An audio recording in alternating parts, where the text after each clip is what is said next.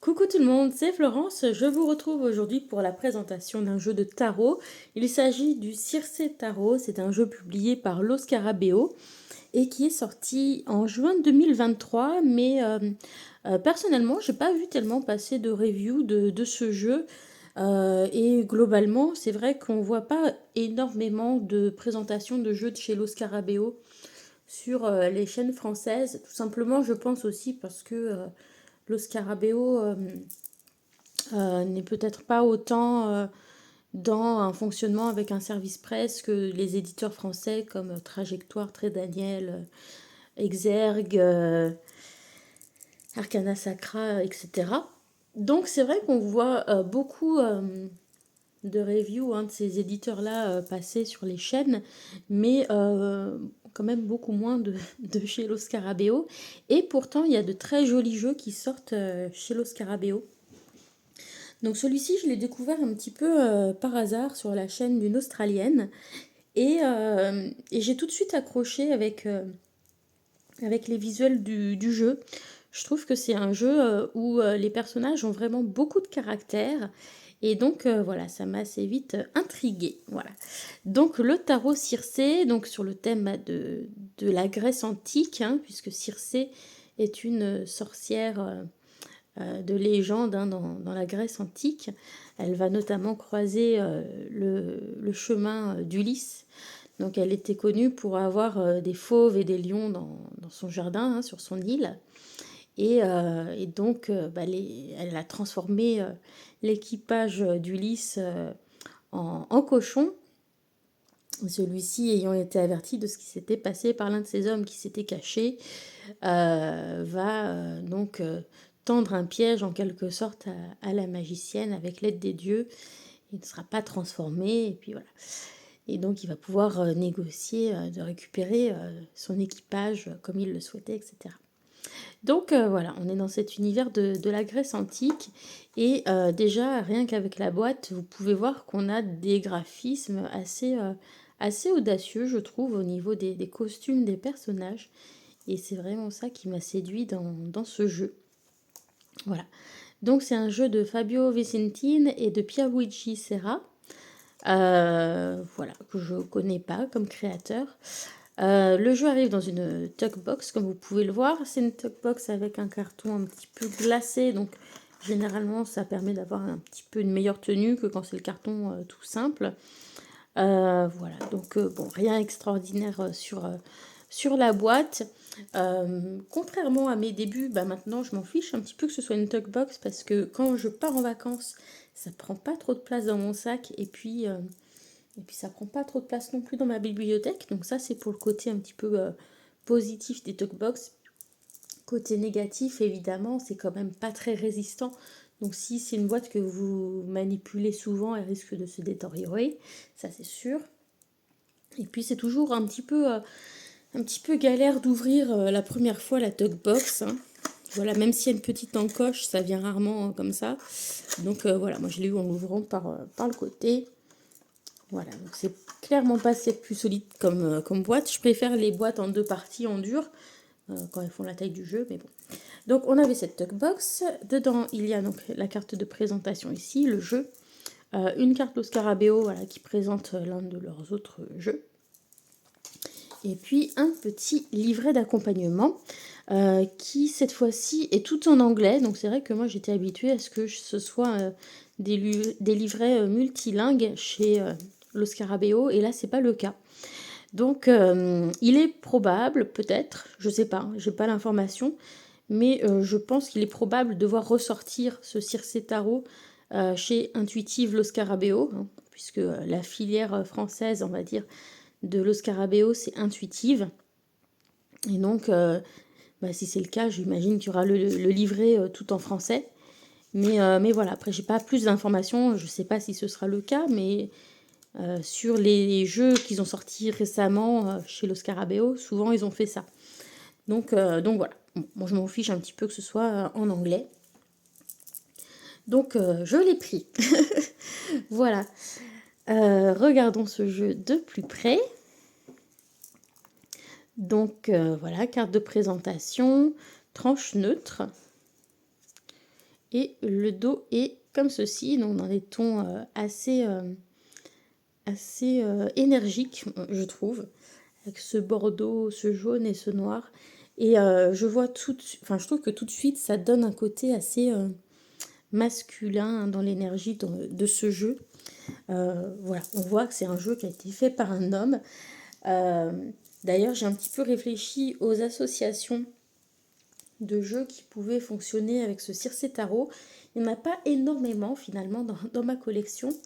Mais je pense que si je devais l'associer avec un oracle, eh bien, je partirais probablement pour une association avec l'oracle de la Triade de Dominique Duplat. De préférence, la vieille version, celle qui a le dos bleu. Je vais vous montrer pourquoi. Donc, hop là. Donc voilà, déjà, je trouve que les dos, voilà, s'associent bien au niveau des couleurs. Et puis, voilà, même au niveau du style des personnages, je trouve que ça pourrait être assez sympa. Vous voyez, puis on retrouve un petit peu ce type de couleur aussi assez franche. Voilà, donc voilà, c'est pour ça aussi que je trouve que c'est un jeu qui a une énergie assez masculine, ce Circe Tarot. On va voir que dans le choix des couleurs et puis dans le design un petit peu audacieux, je trouve, des tenues des personnages et puis des personnages de manière générale. Je trouve que ça donne cette vibration un peu plus masculine que dans la plupart des jeux. Et c'est très bien aussi. Très bien aussi. Donc, hop, démarrons tout de suite la découverte. Je ne vous fais pas attendre plus longtemps. On démarre avec le fou. Voilà, avec ce masque. Ça me fait penser un petit peu au masque de théâtre. Voilà, et donc on est transporté, hein, dans cet univers de la Grèce antique, avec des tenues absolument sympathiques pour certaines, assez originales. Mais pour autant, on n'est pas dépaysé, hein, on reconnaît bien le symbolisme du Rider-Waite. Voilà, donc ici, je suppose qu'il s'agit d'Hermès, hein, puisqu'on reconnaît son casque avec les ailes et puis le caducée. Vous voyez, et au niveau des visages et des personnages, voilà, il y a des traits assez particuliers. Il y a un caractère un petit peu presque bande dessinée, je trouve aussi. La grande prêtresse, l'impératrice. Voilà, je trouve super belles ces cartes. Puis les tenues, les personnages sont vraiment cool. Ici, nous allons avoir Poséidon pour l'empereur. Un centaure pour le hiérophante, avec un temple derrière. Ensuite, la carte des amoureux. Donc, on retrouve quelques symboles, hein, du rider classique. L'arbre ici avec les flammes, le serpent, un deuxième arbre ici de l'autre côté, et puis les amoureux au centre. Le chariot, je trouve que c'est une carte qui fait une forte impression. Ici, voilà, on peut imaginer que c'est l'Olympe, hein, derrière, je pense. Hein. Voilà. Et on a vraiment une carte, c'est très dynamique, ce qui n'est pas souvent le cas, hein, pour le chariot. Souvent, on a l'impression d'avoir un truc un peu statique. Mais celle-ci, j'aime beaucoup parce qu'elle a ce côté très péchu. Voilà. Assez guerrier.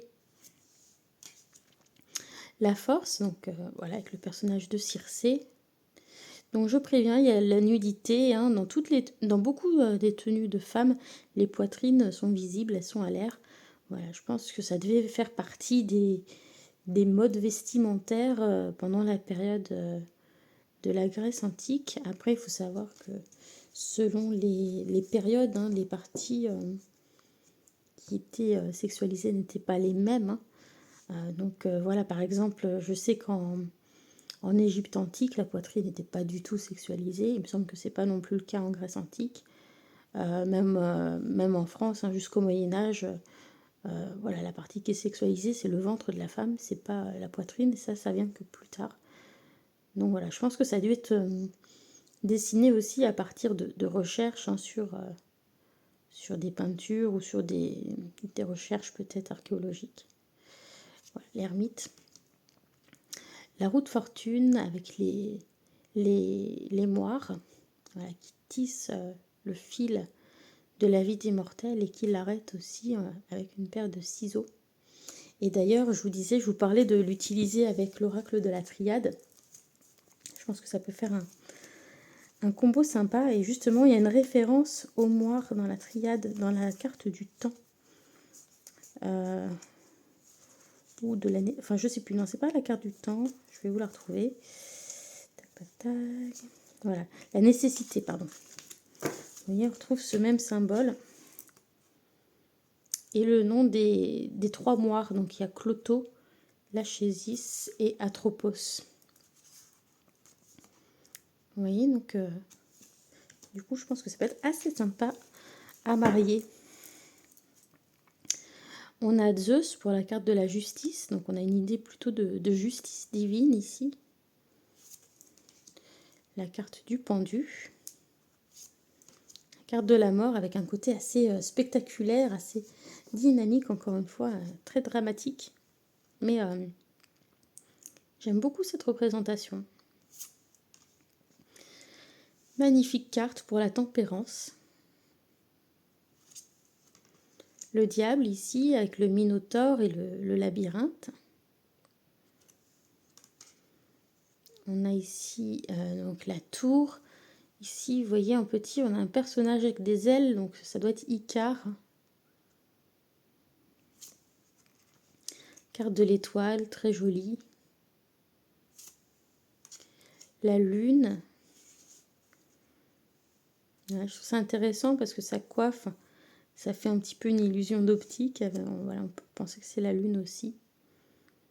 Donc celle-là, j'avais, en feuilletant le livret, hein, j'ai vu que c'était la déesse Sélène qui est représentée.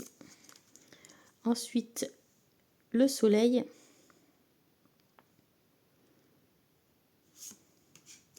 Le jugement. Et le monde. On passe à la série des bâtons. Donc l'as de bâton.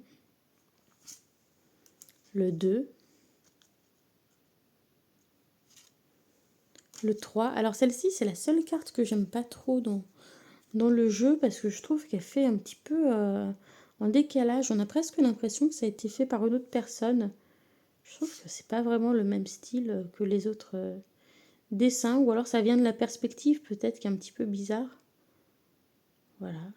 Mais bon. Il n'y en a qu'une, hein, donc c'est pas trop gênant. 4 de bâton. Voilà. Et donc, c'est basé sur les mythes et légendes grecques, hein, quand on regarde le livret. Mais vous voyez, même si on ne connaît pas, c'est pas grave, on peut, ça se lit tout à fait assez, enfin, de manière assez classique, hein, comme un Rider-Waite. On reconnaît bien la base Rider-Waite dans les illustrations ici. Le 5 de bâton. Le 6 de bâton. À l'exception d'une ou deux cartes, hein, c'est assez fidèle au rider. Donc voilà, ce set de bâton, c'est un petit peu différent au niveau de sa présentation. Donc on a bien l'idée quand même d'un personnage qui s'est élevé plus haut que les autres, etc. Mais on a un petit peu moins l'idée de devoir défendre sa position que dans d'autres jeux. Mais je trouve que l'image est intéressante quand même. Ensuite, on a le 8 de bâton. On reconnaît ici le cheval de Troie. Le 9 de bâton. Donc, on a un petit peu de diversité au niveau des couleurs de peau, puisqu'on a quelques personnages avec une peau noire dans le jeu. Voilà, je m'y attendais pas forcément, mais bon, mais c'est sympa. Ensuite, on a le 10 de bâton. Donc, celui-ci aussi, c'est une carte qui va me faire lire peut-être le jeu un petit peu différemment de certains autres jeux basés sur le Rider-Waite. Parce que dans beaucoup de jeux, le 10 de bâton, on a l'impression que ce fardeau, il est trop lourd à porter, qu'on a du mal à tout réunir, tout garder, etc. Et là, bon, on a l'idée du fardeau de quelque chose de lourd, mais on a l'impression aussi que ce personnage peut le supporter. Donc là, en l'occurrence, si j'utilise ce jeu, ça viendra modifier ma manière de lire cette carte. Ensuite, le page de bâton. Le cavalier. la reine de bâton, qui est juste magnifique. Le petit chat ici. Et le roi de bâton. Voilà. On passe à la série des coupes. Avec un joli as de coupe, je trouve. Le 2 de coupe, donc c'est la carte qu'on retrouvait sur le dos de boîte, mais avec un fond différent. Et voilà, je trouve que le choix des couleurs n'est pas forcément très conventionnel. Hein. C'est pas des couleurs qu'on voit dans tous les jeux. Je trouve que la palette de couleurs est assez particulière dans ce jeu. Voilà. Et la tenue, enfin les tenues sont juste magnifiques. Je trouve les tenues des personnages, elles sont quelque chose d'assez spectaculaire. Donc voilà, ça m'a beaucoup plu quand je les ai vues la première fois, les cartes. Le 3 de coupe, le 4, le 5, le 6, le 7 de coupe, le 8, le 9. Donc là, on a une femme au lieu d'avoir un homme. Et vous voyez, la poitrine aussi découverte. Donc je pense que ça devait être une mode chez les Grecs. 10 de coupe. Et page de coupe. Assez impressionnante hein, cette image. Elle donne beaucoup de charisme, je trouve. Le cavalier de coupe. Et la reine de coupe.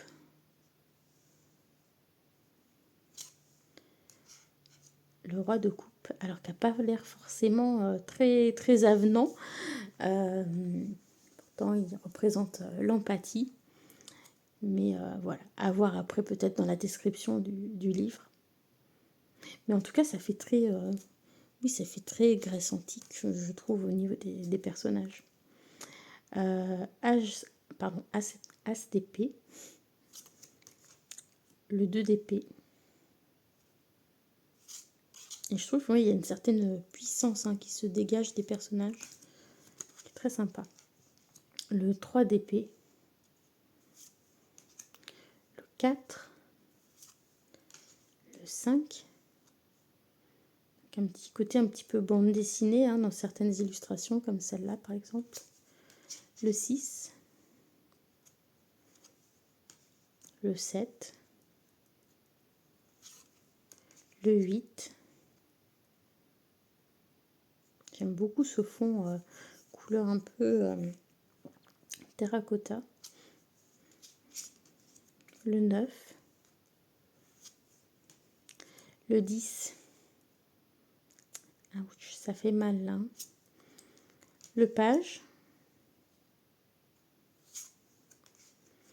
Le cavalier. Donc celui-ci, voilà, c'est pas forcément comme ça que j'imagine le cavalier d'épée. J'imagine plutôt un personnage rapide, etc. Voilà, assez surprenant comme représentation. La reine d'épée. Et le roi d'épée. Il n'a pas l'air commode. Hein. On continue avec la dernière série, les pentacles. Donc l'as de pentacle. Le 2. Le 3. Le 4. Là, c'est parlant hein, comme carte. Je le mets de côté. Le 5. Le 6. Le 7. Je pensais un peu aux 12 travaux d'Hercule, cette carte. Voilà, mais généralement, je trouve que l'esthétique globale du jeu est très, très plaisante. Le 8, on peut imaginer que ça doit être le dieu Héphaïstos. Le 9 de pentacle. Regardez-moi ce personnage. Elle a l'air badass. Puis en même temps, il y a toute cette abondance là, avec ce doré, cet émeraude, etc. Là, c'est un émeraude à l'arrière-plan. Ça fait vraiment ressortir le côté or. Je trouve que ça en jette quand même. Le 10. le page,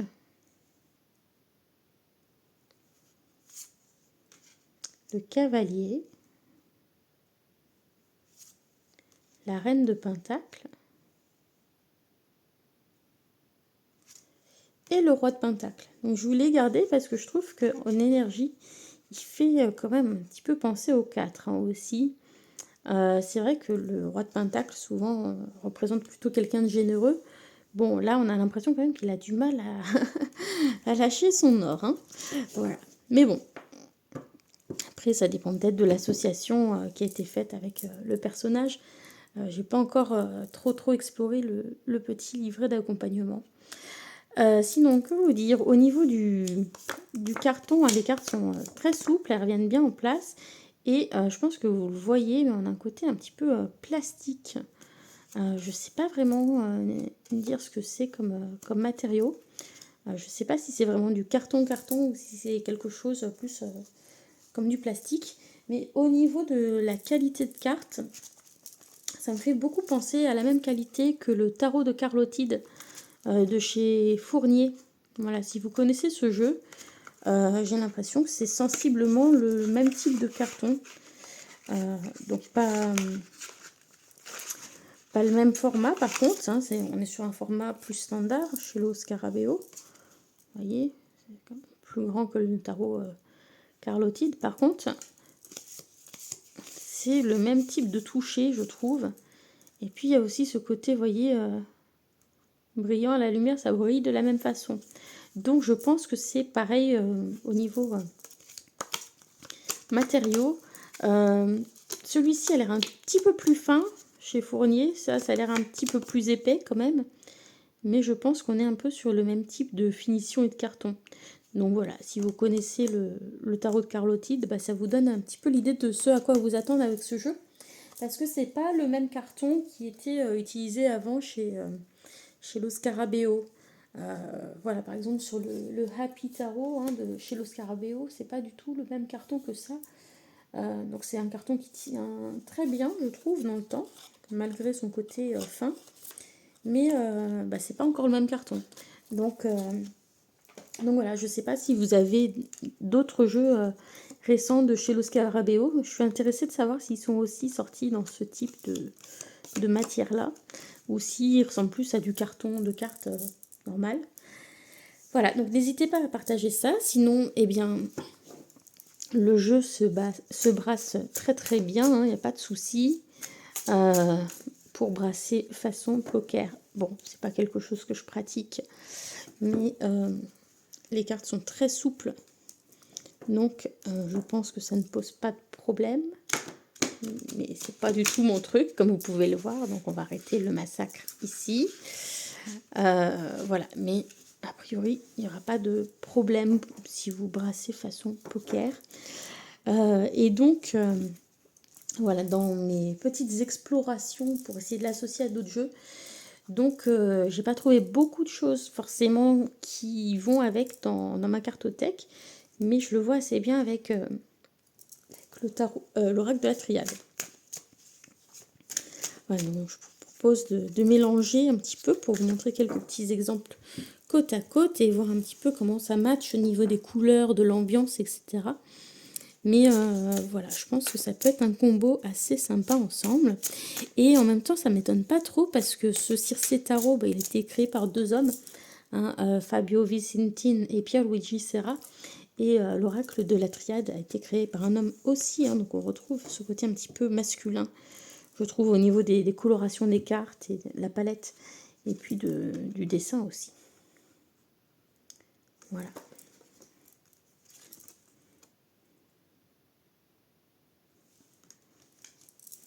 Et puis il y a ce côté un petit peu mystique, un petit peu ancien aussi dans la triade, avec quelques références aussi à l'Égypte ancienne, à la Grèce, etc. Donc je trouve ça intéressant, la mort avec la porte, ça va bien ensemble. Voilà. La force, la foudre.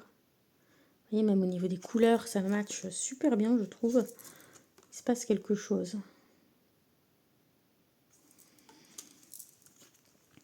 Voilà, donc j'avais vraiment envie de vous présenter ce Circé Tarot, hein, parce que je trouve que c'est une petite pépite, hein, vraiment il est très joli. Et c'est un jeu que j'ai très peu vu passer sur YouTube. Pareil sur les réseaux, sur Instagram, on le voit pas énormément. Et pourtant, je trouve qu'il est vraiment sympa. Donc voilà, si je vous l'ai fait découvrir avec cette vidéo, et j'en serais contente. N'hésitez pas à me donner vos impressions sur ce jeu, ce que vous en avez pensé. Voilà, puis on va terminer avec une carte qu'on va piocher au hasard pour voir un petit peu les messages qui peuvent aller avec. Mais je trouve même que dans les associations de cartes qui sortent ensemble, il y a des trucs assez sympas. Et puis ouais, ça matche plutôt bien, je trouve, hein, quand même. Vous me direz ce que vous en pensez de ce petit combo.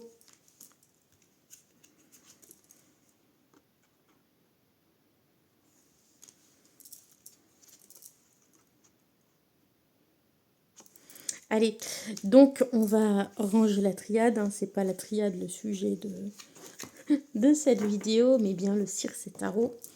Donc, on va prendre une carte et voir un petit peu comment est fait le livret. Allez, un petit message pour nos amis qui regardent cette vidéo. Hop. Donc, on a la carte du cavalier de coupe. Pour moi, le cavalier de coupe, c'est le romantisme, c'est le fait de se laisser porter par ses illusions. Pardon, pas par ses illusions. Oh là, je suis fatiguée. Par ses émotions, se laisser porter par ses émotions. Suivre son cœur, tout simplement. Hein. Alors, on va regarder comment il fait le livret. Donc, il est tout en anglais. Hein, il n'est pas multilingue. Donc, ça change par rapport à ce qu'il y avait avant. Donc, ici, on a une petite intro sur ce jeu. Ensuite, on a une proposition de tirage à 3 cartes. Et puis, on va avoir ensuite directement voilà, une page à peu près pour chacune des arcanes majeures. Donc, on a voilà, le mythe ou le personnage qui est présenté. Et puis, un ou deux mots-clés, mais il n'y en a quand même pas beaucoup. Donc, voilà, pas sûr que le livret soit très évident si vous êtes débutant. Si vous êtes débutant, je vous conseillerais d'investir dans un livre d'accompagnement pour apprendre à utiliser le tarot Rider-Waite, pour pouvoir utiliser plus facilement ce jeu, parce que je suis pas sûre que le petit livret aide beaucoup.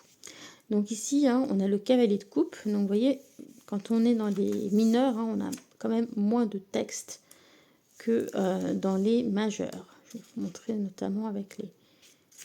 Voilà. Alors, hop.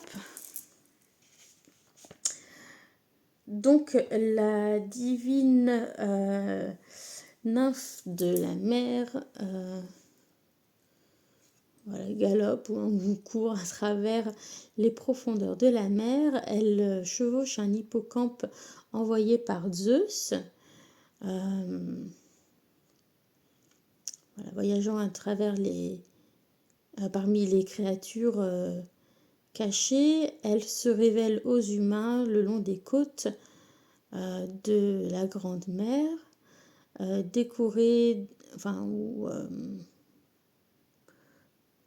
dire, pourtant ces bijoux dorés donnés par le ciel, la nymphe avec la nymphe Thétis et scintillante et belle et mène la procession royale accompagnant le dieu Océanus. La fille bien-aimée de Néréus et Doris, Thétis, exerce une forte attraction sur les humains. Elle représente le progrès constant, forte dans sa grâce. Elle attire incessamment les prétendants divins. Donc le mot-clé, c'est séducteur. Voilà, donc on a l'idée de séduction ici qui est davantage mise en avant que le reste. Voilà, donc vous voyez avec ce type de description, ça n'aide pas forcément si vous êtes tout débutant, mais voilà, c'est pour ça que je vous recommande d'avoir un livre sur le Rider-Waite si c'est votre premier tarot et que vous n'avez pas trop l'habitude.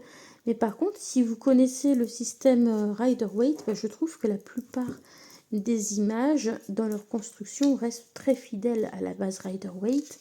Et donc, si vous maîtrisez le Rider, vous ne serez pas perdu. Hein, voilà. Donc voilà, c'était la présentation de ce jeu. J'espère que ça vous a plu. Et puis, il y aura plein d'autres choses à venir sur la chaîne prochainement, hein, parce que j'ai revendu plusieurs jeux sur Vinted et donc j'ai donc réinvesti ma cagnotte Vinted dans d'autres jeux ou d'autres choses que je vous présenterai. Et puis avec ma petite cagnotte YouTube aussi, voilà, j'ai fait un petit haul de jeux mass market, voilà, dans des sorties assez récentes de choses qui me tentaient bien. Donc voilà, je vous présenterai un petit peu tout ça au fur et à mesure que ça arrivera. Et voilà, j'espère que vous avez passé un bon moment à la découverte de ce Circé Tarot. Je vous embrasse et je vous dis à bientôt. Bisous à tous, bye!